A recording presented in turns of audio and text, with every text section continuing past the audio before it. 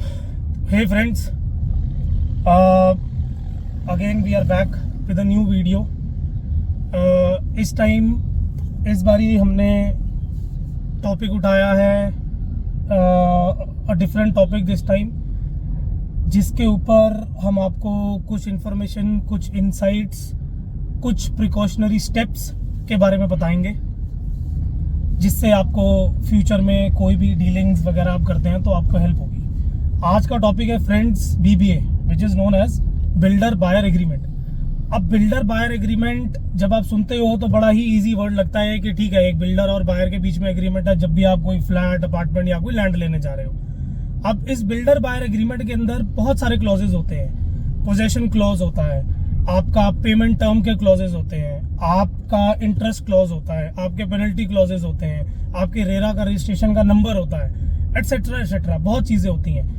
And ये आपका इकलौता लीगल प्रूफ है बिल्डर और बायर के बीच में, जिस बेसिस पे आप बिल्डर के साथ एक कॉन्ट्रैक्चुअल एग्रीमेंट में बाउंड हो जाते हैं। Anything that is defaulted by builder, this document can be presented in front of court and then you can have your legal proceedings.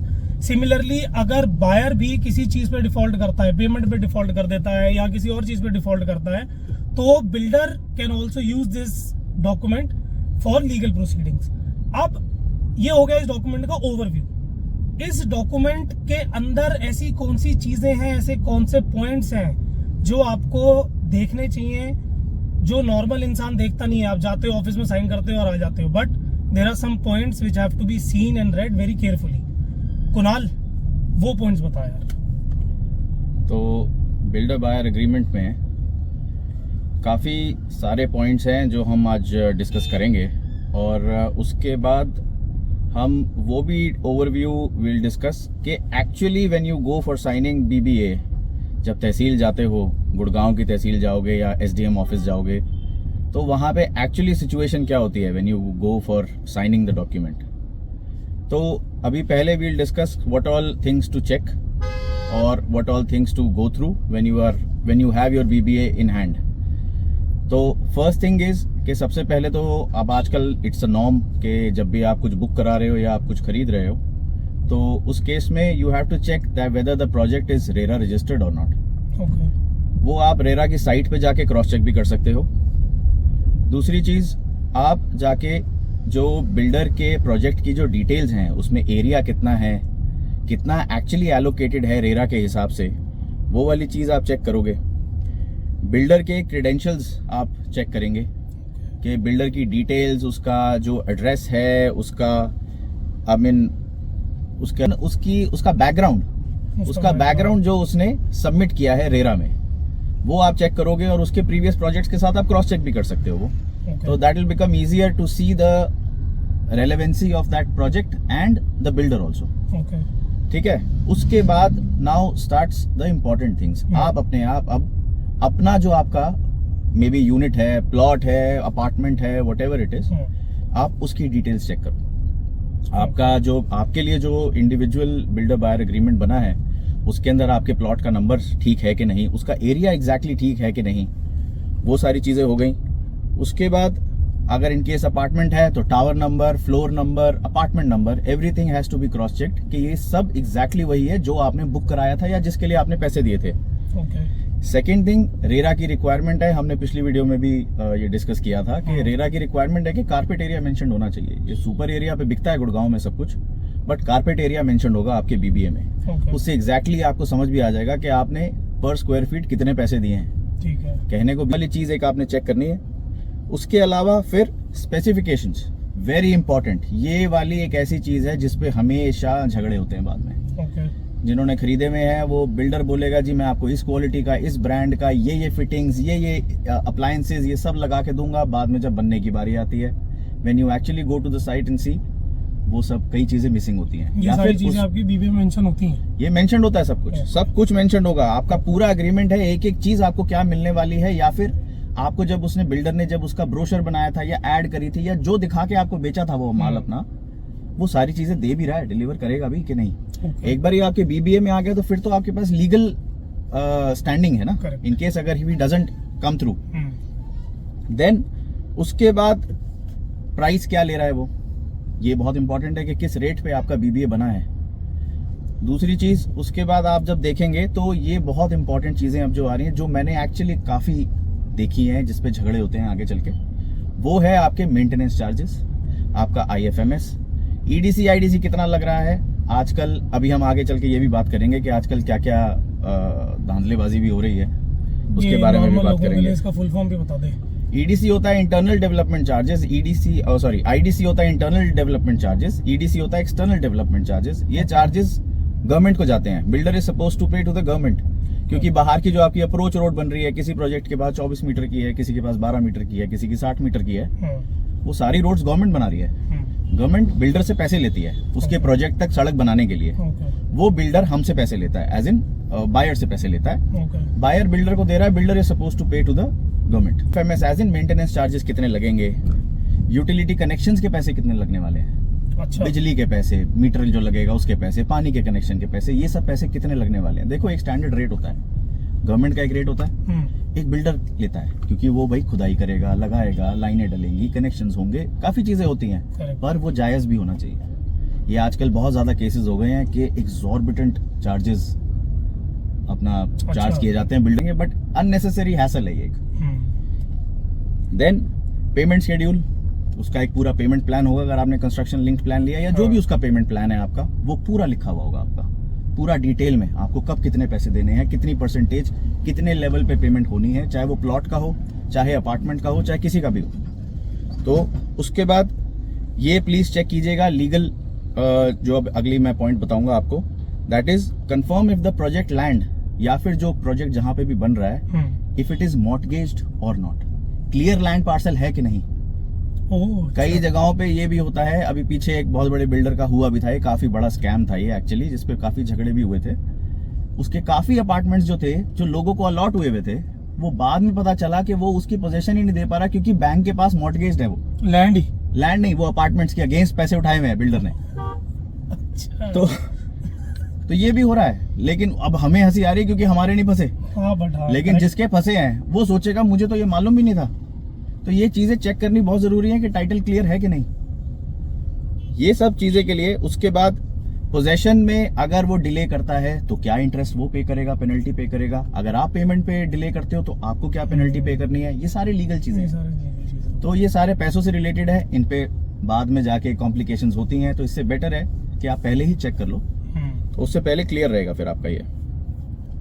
Then अगर आप किसी एक मोमेंट के बाद अपनी बुकिंग कैंसिल करा देते हो तो क्या चार्जेस होंगे। उसके बाद आपको वो अमेनिटीज क्या क्या दे रहा है। अब now this is a very important point, क्योंकि आजकल इसी के बेसिस पे प्रोजेक्ट्स बिकते हैं। आदमी को घर उतना ही मिल रहा है हर जगह, फर्क पड़ता है अमेनिटीज से और उसकी लोकेलिटी से कि क्या बना रहा है वो अंदर, उसके अलावा, घर के अलावा। क्योंकि बड़ी कॉमन सी सेइंग है, आप जंगल में बैठ के ताजमहल बना लो चाहे, वो सस्ता पड़ेगा आपको, बट एक अच्छी पॉश एरिया में घर छोटा सा आएगा। आप घर के अंदर कुछ भी बना लो, फर्क बहुत ज्यादा पड़ता है कि आपके आसपास क्या है। तो इसीलिए लोकेलिटी के पैसे होते हैं। यही रीजन है DLF फेज 1, फेज 2, फेज 4 ये सब महंगे हैं। ठीक है, घर वहां पे भी पुराने एकदम 25-25, 30-30, 35-35 साल पुराने घर होंगे, लेकिन रेट उनके भी ज्यादा है, वो एरिया का रेट है वो। तो ये I mean just to cut thing short, ये है सी। उसके अलावा फिर अमेनिटीज, कई जगहों पे बिल्डर जो है आपसे क्लब के चार्जेस लेता है। क्लब के चार्जेस, हाँ जी। और ये मैंने खुद देखा है ये होते हुए, मैं काफी लोगों को जानता हूँ जिनके साथ ये एक्चुअली एक कॉम्प्लिकेशन आ गई बाद में। 80% 90% पेमेंट दिए बैठे हैं। क्लब चार्जेस उनसे BBA के टाइम पे ले लिए गए थे। ठीक है। अभी एक बिल्डिंग बन रही है वहाँ प्रोजेक्ट पे, लेकिन अब ये उड़ती हुई खबर ये भी आ गई है कि शायद उसके ग्राउंड फ्लोर पे रिटेल शॉप्स खुलेंगी और क्लब सिर्फ फर्स्ट फ्लोर पे बनेगा।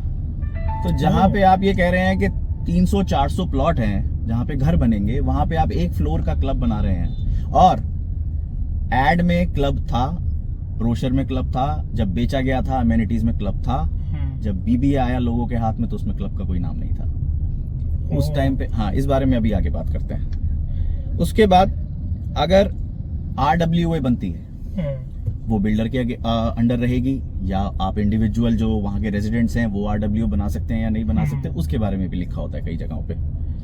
फिर final and most important recommendation, ये बहुत इंपॉर्टेंट चीज है, इसमें थोड़ा टाइम लगेगा, थोड़े से पैसे लगेंगे, लेकिन एटलीस्ट आप सेफ गार्ड हो जाओगे। आपके हाथ में बीबीए, प्लीज लास्ट मोमेंट तक वेट मत करो कि जी जिस दिन मेरी रजिस्ट्री होगी या जिस दिन मुझे बीबीए अग्रीमेंट अपना रजिस्टर करवाना है, तहसील जाना है, मैं उसी दिन हाथ में पकड़ूंगा जी वो बीबीए और उसी दिन बैठ के वहां पढ़ूंगा।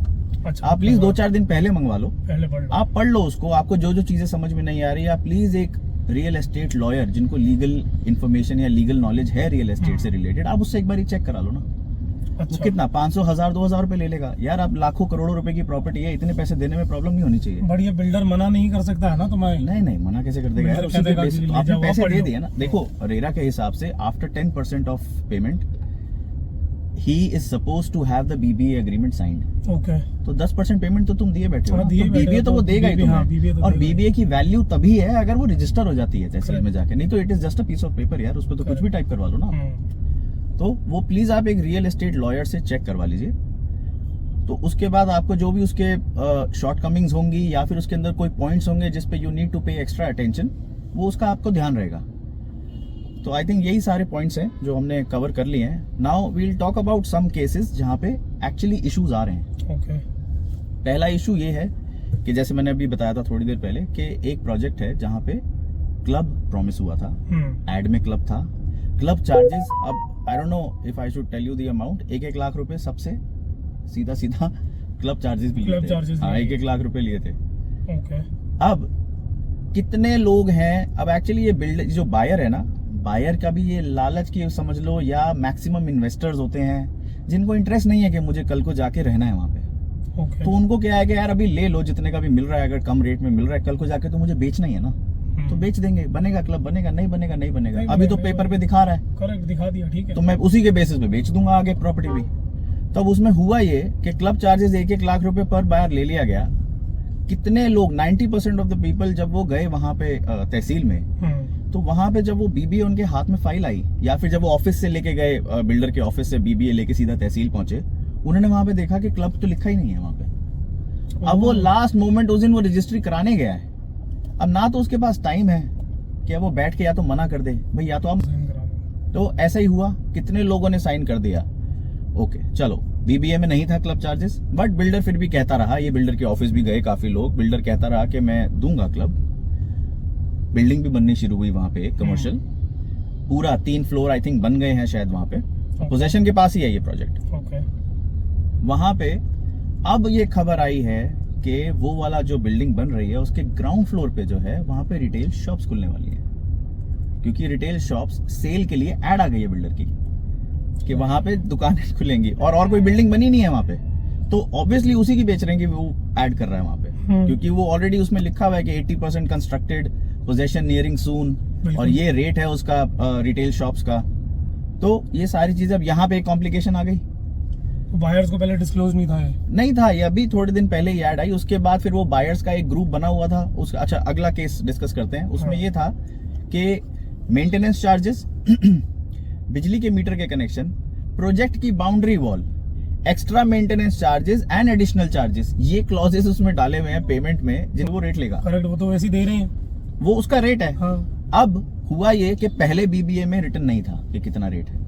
ओके, अब आया, जब फाइनल पेमेंट आई है तो बिल्डर ने रेट दिया है अपना कि पर स्क्वायर फीट या पर स्क्वायर यार्ड का क्या रेट होगा, और लोगों की जान निकल गई है वहां पे। जहां पे जो नॉर्मल दूसरे प्रोजेक्ट्स हैं, 1-2 प्रोजेक्ट्स इससे बेटर भी हैं, उनका मेंटेनेंस चार्जेस के जो रेट हैं वो अप्रोक्सीमेटली कोई 25 से 27 रुपए पर स्क्वायर यार्ड है। ओके, ये वाला जो बिल्डर है इसने 40 से 45 rupees per square yard charge कर दिया है, लिख दिया है, डबल ही कर दिया, यही कर दिया है। ये रजिस्टर कराएंगे हम, ये केस करेंगे। पर अब प्रॉब्लम ये है, ये सारे एक्शंस लेने के लिए you need to be in unity. Correct, लोग इकट्ठे आएंगे तभी इसका रिजल्ट निकलेगा। यार 80% तो इन्वेस्टर है, हाँ, जैसे ही उनको उन्हें लगा फर्क कि नहीं कुछ पड़ इशू होने वाला है या कुछ कॉम्प्लिकेशन होने वाली बेच है, दो। तो सारे सोचते हैं कौन धक्के खाएगा यार, हाँ, बेच दो, अब बेच दो। जहां मैं कह रहा हूँ 1.25 लाख रुपए गज का रेट होगा, तुम 1,15,000 में बेच दो यार, खत्म बेच दो, करो। और क्या, आपने खरीदे में 50-50 हजार रुपए गज पे। जिसको बेचा अपने आप भुगतेगा, अपने हाँ, आप करेगा। तो ये प्रॉब्लम है कि यूनिटी नहीं है इस केस में।